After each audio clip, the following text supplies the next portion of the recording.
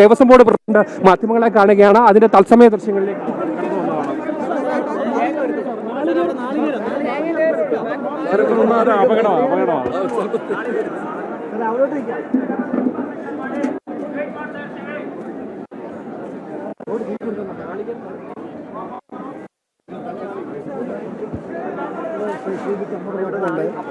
കാര്യങ്ങൾ നിയന്ത്രണ അധീനമാണ്, അനിയന്ത്രിതമാണെന്നോ അല്ലെങ്കിൽ ആശങ്കാജനകമാണോ എന്നും പറയത്തക്ക സാഹചര്യമില്ല. ആകെ കൂടെ 1 ലക്ഷം ആളുകളാണല്ലോ നമുക്ക് സ്പോട്ട് ബുക്കിങ്ങിലൂടെയും മറ്റതിലൂടെ വരുന്നത്. കുറച്ച് ഒരുപക്ഷെ ഇതൊന്നുമില്ലാത്തവരും കയറിയിട്ടുണ്ടാവണം. അത് നിയന്ത്രിക്കും. 20,000 സ്പോട്ട് ബുക്കിംഗ് നിയന്ത്രിക്കുന്നതോടുകൂടി 70-ഉം 20-ഉം 90,000 ആളുകൾ പോട്ടെ, ഒരു 10 പേരും കൂടെ, അങ്ങനെ 1 ലക്ഷമായിട്ട് ശബരിമലയിലേക്കുള്ള ആളുകളുടെ എണ്ണം നിജപ്പെടുത്തും. ഇപ്പോൾ ഇവിടെ നമ്മളിപ്പോൾ ഇന്ന് സാധാരണ കാണാത്ത ഒരു ക്രൗഡ് ഇവിടെ കണ്ടല്ലോ. അത് ബോധപൂർവം ഉണ്ടായതാണ്, അത് യാദൃച്ഛികമായി ഉണ്ടായതല്ല. അവിടെ മരക്കൂട്ടത്തിലെയും മറ്റും പ്രഷർ കുറയ്ക്കാൻ വേണ്ടി പോലീസ് അവരെ ബെയിലി പാലം വഴി കുറച്ച് പേരെ വിട്ടു. അവർ ക്യൂ വഴി വന്നവരല്ല, അവരിവിടെ കൂടെയൊക്കെ ചാടി വന്നവരാണ്. അവരവിടെ കിടന്ന് ആ ഒരു പ്രഷർ വരുന്നതിന് വരെ ബെയിലി പാലം വഴി വിട്ടു. കുറച്ച് പേരിവിടെ വന്നു. ഈ വടക്കേ മുറ്റത്തുകൂടെ അവരെ ആദ്യം വിട്ടിരുന്നില്ല. അതുകൊണ്ടാണ് നിങ്ങൾക്ക് ആദ്യത്തെ വിഷ്വലിൽ ഭയങ്കരമായിട്ട് ആൾ നിറഞ്ഞത്. ഇപ്പോൾ അങ്ങനെയല്ല, നമ്മൾ അറിഞ്ഞുകൊണ്ട് വിടുന്നതാണ്. ഇവിടെ ആൾ വരുന്നതനുസരിച്ചിട്ട് അവരെ 18-ാം പടി മറ്റവരോടൊപ്പം കയറ്റി തൊഴുത് വിടും. അതാണ് വിഷയം. പിന്നെ ഞാൻ വേറെന്ന് പറഞ്ഞിരിക്കുന്ന പമ്പയിലുള്ള വരവ് തന്നെ നിലയ്ക്കലിൽ കുറച്ച് നിയന്ത്രിച്ചിട്ടുണ്ടെങ്കിൽ നമുക്ക് പമ്പയിലായിട്ടുള്ള വരവ് കുറയും.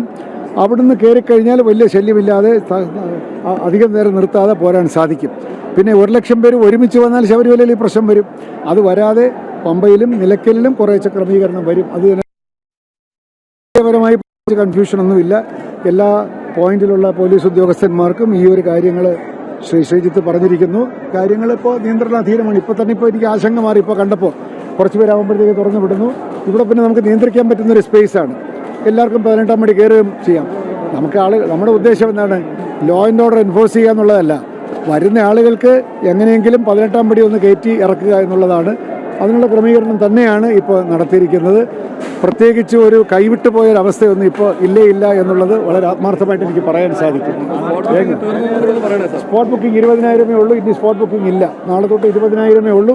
20,000 കടന്നു പോയാൽ അടുത്ത ദിവസമേ വരാൻ സാധിക്കും. അതുകൊണ്ടാണ് നിലയ്ക്കലിലേക്ക് നമ്മൾ സ്പോട്ട് ബുക്കിംഗ് സബ്സ്റ്റാൻഷ്യലായിട്ട് മാറ്റുകയാണ്. സോ ദാറ്റ് അവർക്ക് അവിടെ നിൽക്കാം, പിറ്റേന്ന് വന്നാൽ മതി. പമ്പയിലുണ്ട്, ഇപ്പോൾ ഉള്ള 3 കൗണ്ടറുണ്ട്. അത് പതുക്കെ കുറയ്ക്കും. ആരെങ്കിലും വിട്ട് വന്നാൽ ഇവിടെ വേണമല്ലോ, സൗകര്യം വേണമല്ലോ. അവിടെ കാനനപാത വഴി വരുന്നവർക്ക് പമ്പയിൽ ചിലപ്പോൾ വേണ്ടി വരും, സ്പോട്ട് ബുക്കിംഗ് വേണ്ടി വരും. 7 കൗണ്ടർ ഇന്ന് രാത്രി തൊട്ട് വരും. അതിൻ്റെ ബോർഡ് വയ്ക്കും 20,000 സ്പോട്ട് ബുക്കിംഗ് നിജപ്പെടുത്തുകയാണെന്നുള്ളത്. അതിനേക്കാൾ കുറച്ച പിന്നെ ആളേക്ക് നമ്മൾ നേരത്തെ 20 പറഞ്ഞു, അതിൽ നിർത്തും. അതാണ് സ്ഥിതി. അനന്തരം 2 മണിക്കൂർ കൊണ്ട് സംഗതികൾ നോർമലാവും. ആളുകൾ വരും. വരുന്നവരെല്ലാം ഭംഗിയായിട്ട് തൊഴിൽ പോകും. കേട്ടോ, ഒന്നും പേടിക്കാനില്ല. Thank you. എന്തായാലും നിലവിൽ പ്രശ്നങ്ങൾക്ക് ഒരു പരിഹാരമായി എന്നുള്ളതാണ് ദേവസ്വം ബോർഡ് പ്രസിഡന്റ് പറയുന്നത്. ഇടപെടുകയാണ്. അദ്ദേഹം പറയുന്നത് 1 ലക്ഷം പേർ മാത്രമാണ് വന്നതെന്ന് വളരെ സിമ്പിളായി പറയുകയാണ് മാധ്യമങ്ങൾക്ക് മുന്നിൽ. അദ്ദേഹം PRD പുറത്തിറക്കിയ വാർത്താക്കുറിപ്പ് കണ്ടില്ലെന്ന് തോന്നുന്നു. ഉച്ചയ്ക്ക് 12 മണി വരെ 2 ലക്ഷം ഭക്തരാണ് അവിടെ എത്തിയത്. അദ്ദേഹം ഇത് അറിഞ്ഞില്ലേ? പുതിയ ദേവസ്വം പ്രസിഡന്റ് അരുൺ, നിയന്ത്രിക്കുന്നതിൽ ഉണ്ടാകുന്ന ആ പാളിച്ചകൾ, വീഴ്ചകളൊക്കെ തന്നെ മാറി ഇപ്പോൾ നിലവിൽ സുഗമമായി തന്നെ മുന്നോട്ട് കൊണ്ടുപോകുന്നു എന്നുള്ളതാണ് ഏറ്റവും പ്രധാനമായി എടുത്തു പറയുന്നത്. എന്തായാലും ആ ഒരു പ്രശ്നത്തിന്, പ്രതിസന്ധികൾക്ക് നിലവിൽ സന്നിധാനത്ത് നമുക്ക് ദൃശ്യങ്ങളിൽ കാണുന്ന പോലെ ഏറ്റവും ഭയാനകരമാകുന്ന ഒരു കാഴ്ചകളായിരുന്നു. പൂർണ്ണമായും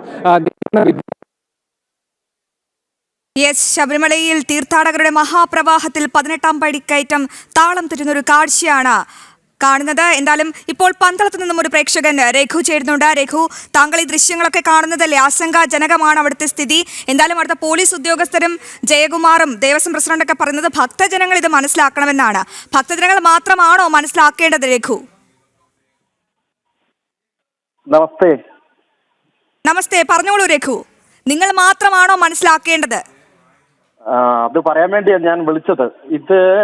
ഇവർക്ക് ഇത് ചെയ്യാൻ പറ്റില്ല, ഇവരെ കൊണ്ട് പറ്റില്ല. ഇവരെ കൊണ്ട് പറ്റുന്നത് ഫാത്തുമ്മയെ കയറ്റാനും അമ്മണിയെ കയറ്റാനും ഒക്കെ പറ്റൂ. പിന്നെ അവിടെ നിന്ന് മോട്ടിക്കാനേ പറ്റൂ. അല്ലാതെ ഈ പാവം പിടിച്ച ഈ ഭക്തരെ ഇവർക്ക് സഹായിക്കാനോ ഈ സ്വാമിമാരെ സഹായിക്കാനോ ഇവർക്ക് പറ്റില്ല. ഇവർക്ക് മുമ്പ് പറഞ്ഞ ചേട്ടൻ പറഞ്ഞ കണക്ക് ഇവർക്ക് വയ്യായെങ്കിൽ ഭക്തരെ ഏൽപ്പിക്കൂ. നല്ല രീതിയിൽ ഇത് ദർശനം കിട്ടിയിട്ട് ഭക്തരെ തിരിച്ചു പോകും. ഇതിക്കുള്ളതും പറയരുത്. കണ്ടിട്ട് സഹിക്കുന്നില്ല. ഞാനൊരു പന്തളത്തുകാരനാണ്. നമുക്കിത് കാണുമ്പം അങ്ങോട്ട് സഹിക്കുന്നില്ല, പറയാൻ വാക്കുകളില്ല. പക്ഷേ ഇത് എന്നാണ് എൻ്റെ ഒരു അന്ത്യം എന്ന് മനസ്സിലാവുന്നില്ല. ഇവർക്ക് കക്കാനായിരിക്കും ഇവരെ അവിടെ ഏൽപ്പിച്ചേക്കുന്നത്. ഈ ശ്രീജിത്ത് സാറൊക്കെ വിചാരിച്ചു കഴിഞ്ഞാൽ എന്ത് ഇതായിട്ട് ആ പെണ്ണുങ്ങളെ അന്ന് കയറ്റാൻ കൊണ്ടുപോയത്. പുള്ളി അത് വിചാരിച്ചു കഴിഞ്ഞാൽ ഇത് കൺട്രോൾ ചെയ്യാൻ പറ്റുന്ന കാര്യമേ ഉള്ളൂ. ഇവർക്ക് അതിന്റെ സമയമില്ല, അതാണ്. ഓക്കെ, എനിവേ സാബിയെ ശരണയ്യപ്പ. രഘു, താങ്കൾ ഈ ഇടത്താവളങ്ങളിലൊക്കെ പോയിട്ടുള്ള ആളല്ലേ, അവിടെയൊക്കെ ഉള്ള സൗകര്യങ്ങൾ പര്യാപ്തമാണോ ഭക്തർക്ക്? അതിനെപ്പറ്റി എന്താണ് പ്രതികരിക്കാനുള്ളത്? മേഡം, ഒന്നും പറയാൻ പറ്റില്ല. ഇവർക്ക് കക്കാനേ അറിയുള്ളൂ, ഇവർക്ക് മോട്ടിക്കാനേ അറിയുള്ളൂ, സ്വർണം കക്കാനേ അറിയത്തുള്ളൂ. ഇവർക്ക് അവിടെ വരുന്ന ഈ ഭക്തരായ അയ്യപ്പന്മാരെ അവർക്ക് വേണ്ടി സൗകര്യങ്ങൾ ചെയ്യാൻ ഇവർക്കൊണ്ട് പറ്റില്ല. അപ്പൊ നമ്മൾ ഇനി കൂടുതൽ പറഞ്ഞിട്ട് കാര്യമില്ല. ഇവരുടെ അന്ത്യമായി. ഇത് ഇലക്ഷനാണ് വരുന്നത്. ഞാനൊരു കാര്യം കൂടെ പറയാം. ഹിന്ദുക്കൾ ഉണരേണ്ട സമയം കഴിഞ്ഞു, മനസ്സിലായില്ലേ? അപ്പം ഇനിയെങ്കിലും ഹിന്ദുക്കൾ ഇത് കണ്ടു പഠിക്കുക. ഒരു മാറ്റം വേണം. രാജീവ് ചന്ദ്രൻ പറഞ്ഞ കണക്ക് ഒരു മാറ്റം വേണം, എന്നാലേ ഇതൊക്കെ നേരെയാവും. ഇവരെ കൊണ്ടും പറ്റില്ല, ഇവർക്ക് കക്കാനേ പറ്റൂ. സങ്കടം കൊണ്ട് പറയുന്നതാണ്. Okay, thank you. തീർച്ചയായും താങ്കളുടെ ആ വികാരം മനസ്സിലാക്കുന്നുണ്ട്. ഭക്തജന രോക്ഷമാണ് ഈ അവസരത്തിൽ ഉയരുന്നത്.